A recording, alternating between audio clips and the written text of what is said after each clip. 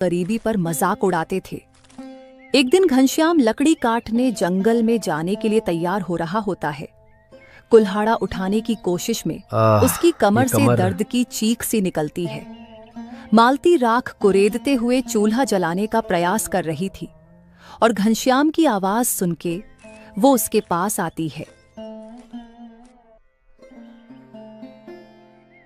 ये जी, तन को चैन भी चाहिए।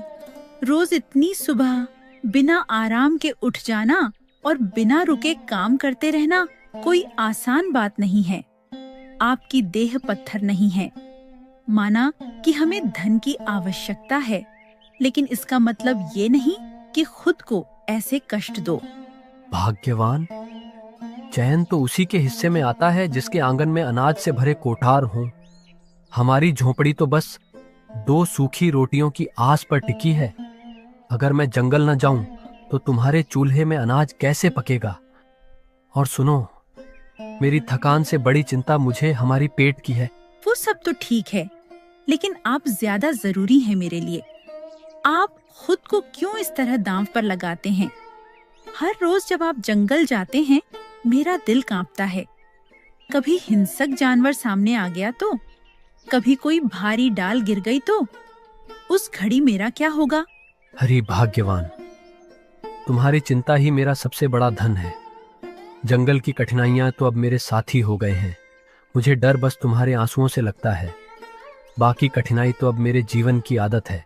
घनश्याम की बातें सुन के मालती को दुख होता है, लेकिन वो अपनी दुखी भावनाओं को छुपा के रसोई से घनश्याम के लिए 2 रोटी कुछ गुड़ के साथ दे देती है।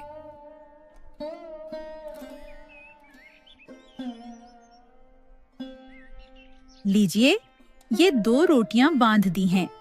दिन भर लकड़ी काटते काटते कब भूख सताए कौन जाने। मुझे पता है ये काफी नहीं, पर भूखे रहने से तो अच्छा ही है। तुम्हारे हाथ की रोटी ही मेरा अमृत है भाग्यवान। चाहे वो सूखी हो या जली, उससे ही मेरी हड्डियों में जान रहती है। तुम्हें क्या पता, तुम्हारे दिए हर कौर से मैं 100 बोझ उठा लेता हूँ। अपनी पत्नी को ऐसे बोल के घनश्याम कुल्हाड़ा लेके जंगल की दिशा की ओर निकलता है। ऊंचे ऊंचे पेड़ों के बीच धूप से पत्ते छन छन कर नीचे गिरती है। घनश्याम कुल्हाड़ा उठाकर लकड़ियां काटने लगता है। हर वार पर पसीने की बूंदें टपकती हैं और थोड़े समय बाद वो थक के एक पेड़ की छांव में बैठ जाता है। हे प्रभु, मेरी मेहनत खाली न जाए। चाहे मेरा शरीर टूट जाए, पर मेरी झोपड़ी में हमेशा खुशी और उम्मीद की दीपक जलता रहे।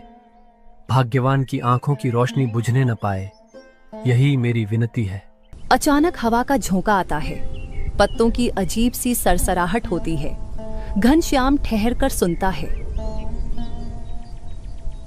ये जंगल भी मेरी पीड़ा सुन रहा है और इसीलिए शायद मुझे इनके तरह बनने की संकेत दे रही है। ये पेड़ भी तो मेरी तरह बोझ उठाते हैं। आंधी उन्हें गिराती है, बारिश झकझोरती है, फिर भी ये टिके रहते हैं। शायद मुझे भी इन्हीं की तरह डटे रहना है। घनश्याम ये सब सोच के थोड़ा आराम करता है और इधर मालती दोपहर के खाने का इंतजाम करने लगी होती है।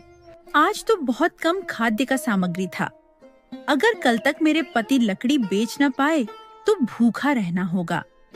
मगर उन्होंने कभी मुझे भूखा रहने नहीं दिया, कभी अपनी मेहनत का शिकायत नहीं की। हे प्रभु, इनके श्रम को व्यर्थ मत जाने देना। देर से ही सही हमें थोड़े सुकून की जीवन प्रदान करना। मालती अपना काम खत्म करके चूल्हे के पास यही सब सोचती रहती है। नगर के चौक में कुछ लोग रोज के सब्जी और सामान बेच रहे हैं। आवाजें गूंज रही हैं। कोई सौदा कर रहा है, कोई मोल भाव। घनश्याम गट्ठर लेकर पहुंचता है। उसके कपड़े धूल और पसीने से भीगे हैं। घनश्याम लकड़ियों का गट्ठर लिए बैठा होता है और तभी एक कंजूस सेठ उसके पास आता है। अरे घनश्याम, फिर गीली लकड़ी लाया है क्या? अरे इसकी कीमत तो आधी भी नहीं मिलेगी। सेठ जी, यह लकड़ी गीली नहीं है। देखो, धूप में सुखाई हुई है। जंगल में अब सूखी लकड़ी कम मिलती है, लेकिन ये मैं बहुत मेहनत से सूखी लकड़ी ढूंढ के लाया हूँ। अगर आपको चाहिए तो मैं इसके सही दाम लगा दूं सेठ जी। तेरे जैसे 100 लकड़हारे रोज आते हैं, सबके पास अच्छी अच्छी सूखी लकड़ी होती है। तू क्या ऐसा खास लकड़ी लाया है भाई जो दाम लगाने की बात कर रहा है? दाम क्या लगाना है? इसका तो मैं बस 2 मुद्रा ही दूंगा। घनश्याम पल भर चुप रहता है। उसकी आंखों में असहायता है। अरे अरे सेठ जी, कृपा कीजिए। बहुत मेहनत से अच्छी अच्छी लकड़ी चुन के लाया हूँ। कम से कम 5 मुद्राएं तो दे दीजिए। अरे मति भ्रम हो गया है क्या? इतने से लकड़ियों के लिए 5 मुद्राएं दूंगा तुझे? अरे चंदन का भाव लगा रहा है क्या? 2 मुद्राओं से ज्यादा अधिक और कुछ नहीं दूंगा। देना है तो दे, नहीं तो छोड़। घनश्याम असहाय होता है और मन ही मन सोचता है, अगर मैंने सौदा न किया तो भाग्यवान भूखी रह जाएगी। सेठ का फायदा चाहे जितना हो, मुझे तो 2 रोटियों का इंतजाम चाहिए, और 2 मुद्राओं से कम दाल रोटी तो आ ही जाएगी। वैसे भी बहुत थक गया हूँ। बाजार में इतना समय नहीं व्यतीत कर पाऊंगा। ये सोच के वो सेठ से तुरंत बोलता है, ठीक है सेठ जी, आप ले लीजिए। मुझे इन 2 मुद्राओं की भी बहुत आवश्यकता है। हाँ ठीक है, ये ले मुद्राएं और यहाँ लकड़ियाँ लेके रुक थोड़े समय। मेरा नौकर आके ये ले जाएगा। तू यहाँ नहीं रुका तो ये लकड़ियों का गट्ठर कोई उठा ले जाएगा। आजकल नगर में बहुत चोरी हो रहा है। कल भी राज दरबार के सैनिक बाजार में आके चोरी की सूचना दे गए थे। मैं थोड़ा बाजार के आगे जाके आता हूँ, मुझे और भी वस्तुएं लेना है। घनश्याम बहुत थका हुआ था और वो जल्दी से घर निकलना चाहता था, लेकिन सेठ के वजह से उसे यहाँ रुकना पड़ता है। वो थोड़ी देर रुकता है और कुछ समय बाद सेठ का नौकर आता है।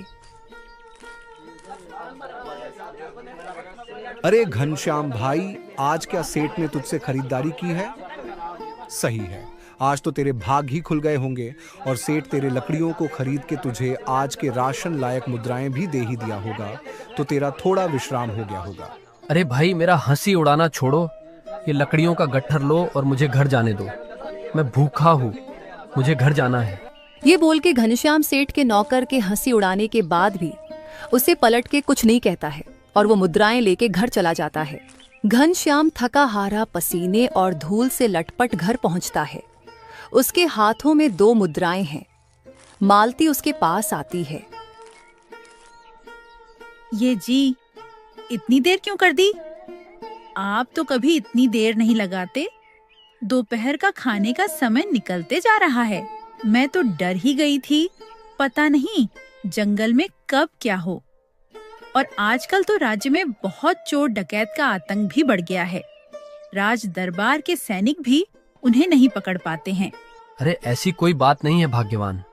जंगल में दूर तक जाना पड़ा, लकड़ी भी कम थी और सेठ ने दाम भी काट दिए। पर देखो, आज 2 मुद्राएं मिले हैं।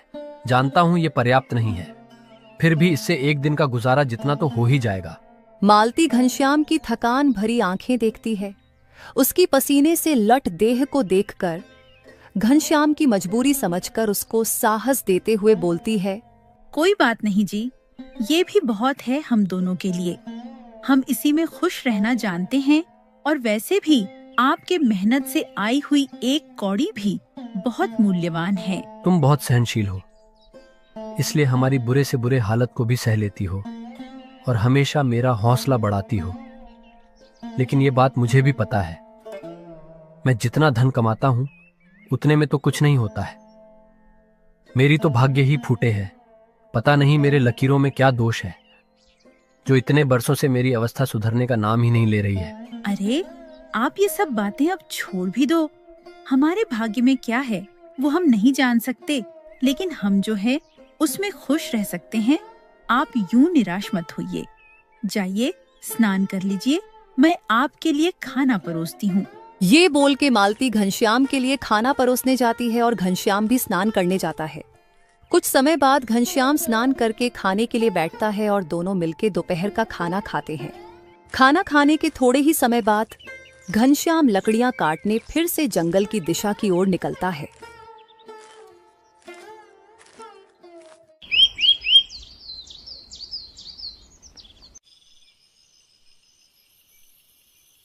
रात्रि का समय। झोपड़ी के भीतर दीपक टिमटिमा रहा है। बाहर हवा में ठंडक है और दूर कहीं उल्लू की आवाज गूंज रही है। घनश्याम थका हुआ आकर चारपाई पर बैठा हुआ है। मालती थोड़े समय उसके पास आती है। ये जी क्या हुआ? बहुत उदास लग रहे हैं आप। फिर से कुछ हो गया है क्या? या आपकी स्वास्थ्य खराब है? नहीं मालती, कुछ भी नहीं हुआ है। बस मुझे थकान है। गरीबी और भाग्य ने मुझे भीतर से कमजोर कर दिया है। आप फिर से अपनी भाग्य को कोस रहे हैं। आप चिंता थोड़ा कम कीजिए। भाग्य बदलने में देर नहीं लगती है। आप बस हौसला बनाकर रखिए। मालती जानती है कि उनके हालत दिन व दिन खराब होते जा रहे हैं, लेकिन मालती घनश्याम की साहस बनाए रखने के लिए उसको ऐसा बोल रही होती है। नहीं मालती, यही सत्य है कि मेरे भाग्य ही फूटे हैं। गांव में सब कहते हैं कि मैं इतना साहसी हूँ, फिर भी किस्मत के चलते मुझे यही सब काम करना पड़ता है, और यही सत्य है। ये जी, आप फिर से क्यों मन छोटा कर रहे हैं? कोई कर्म सामान्य या ज्यादा बड़ा नहीं होता। शायद हमारे कर्म के हिसाब से हमारे भाग्य में यही लिखा था। फिर भी हम सुखी तो है ही ना। कहाँ सुखी हूँ मालती। कभी कभी सोचता हूँ मालती, शायद मेरा जीवन इसी दुख के लिए बना है। पर हृदय के भीतर एक पीड़ा के साथ आशा भी है, जैसे कोई अनदेखा मार्ग मुझे पुकार रहा हो। पर कौन सा मार्ग है मैं स्वयं नहीं जानता। मालती उसे ऐसे दुखी देख खुद भी दुखी होती है। ये जी, बस करिए ना। आज क्या हुआ है आपको?